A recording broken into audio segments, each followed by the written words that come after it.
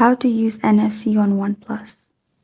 Hi everyone, I'm Sophia to assist you today. Without any delay, let's jump right in. First, scroll down your display and then you will find NFC option. As you can see, NFC is below battery saver. You can click on that and turn it on. If there is no option for NFC, go to settings on your device.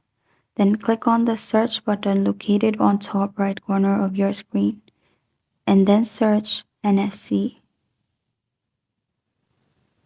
Click on NFC and turn it on, and it will be turned on. If NFC is available in your region, it will show you the specific apps from which you can be through NFC.